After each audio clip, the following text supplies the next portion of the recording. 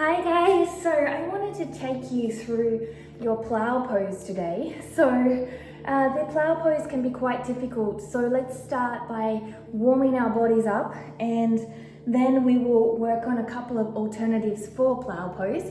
So what I want you to do is start firstly by holding underneath around your elbows and pulling back. I'm going to show you a quicker tutorial, but I would recommend holding this for 1 to 2 minutes. What you're going to find is your shoulder blades open, use your core, belly button to spine, chin to chest, and you're going to find your upper back is going to open.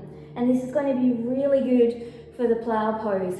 From there, I want you to think about holding your knees or underneath and rounding and pulling up. Rounding and pulling up. So you're starting to use a little bit of core, because when you go back here like this, you have to hold yourself or you're going to go wee all the way down. So you can bring your legs closer to make it easier and wider to make it harder. Make it a little harder with your feet off the ground or into your boat pose for 10. From there, we're going to bring ourselves down into a little rock. So you're going to pull your knees into your chest, rock your tailbone up. Head is going to be coming to your knees, knees to your head. So you're going to get a little core contraction and you're opening up your back as well. Rocking for 5, 4, 3, 2, 1. Now hold your one knee into your chest and extend the other for 1. Now this is imitating a little bit, if you think about it. If I was on my plow pose, one knee would be over towards my ear and the other leg would be either up in the air in shoulder stand or coming over towards the ground. This is the imitation. You have to keep your core on. Let's swap legs. So sometimes when we do poses, we have to do them in a different genius outside the space to get the core activation, to get the body working and understanding it, so we don't get injured and we also get progressive overload. One more. Beautiful. So from here, I want you to take a rock. So you're going to rock up and squat. Down, rock up and squat. Now, if you can't get up like this, that's okay. Use your hands, squat. And as I come up, what you'll notice me doing is I'm squeezing my glutes out.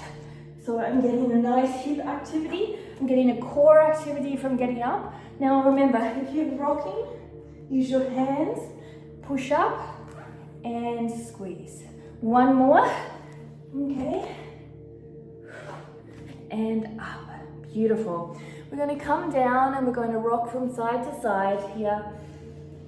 Rocking, rocking, rocking. You can swing a little bit, sway. So here you've just got your legs in a little bit wider than hip width and you're just swaying. Just releasing the lower back a little bit. Breathing. It's called ragdoll. Whee! Alright, so let's look at plow pose itself. Before you do it, I want you to just go into a cat-cow just to quickly release the thoracic spine. So up. And squeeze your shoulder blades together and up. For 1, 2, as I come up, I'm squeezing my hands back, head towards spine, rounding. Last one. Very important pose, it feels so good. All right, so firstly we're going to simply place our hands here and we're going to rock. Okay, take it to your level. So you're going to work on rocking. Now you may not even get up. You may be like, that's all I got. Perfect. Start there. This is not only a flexibility pose, but it's also a core pose. So once you have the ability to rock and stay, I'm going to ask you, I'm just going to turn around so you can see. I'm going to ask you to stay here and hold. If you can, straighten your legs and breathe. And you're going to rock back and you do it again. And each time you may get a little closer to the ground. Now, if you have blocks, what you can do is put your blocks or a sofa here and keep working towards, see this back is in diagonal, working towards it, getting up, up, up by walking your feet either on the ground or on blocks like this, okay? And then from there, once you feel you have it, you can start to take your legs wide and rock one knee down, or you can put blocks underneath and the other knee down. Now this here that I'm doing is a little more advanced, so it's only if you can bring your feet over and onto the ground. So if you're here, just stay holding here. Utilize the blocks to walk or your feet to walk along the ground here. And then work on one knee down and then the other knee down. And then if I've got more flexibility, you can bring it narrower.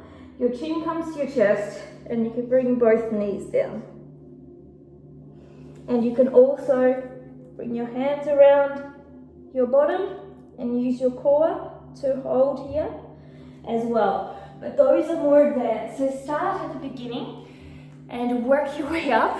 Whew, that was a good stretch.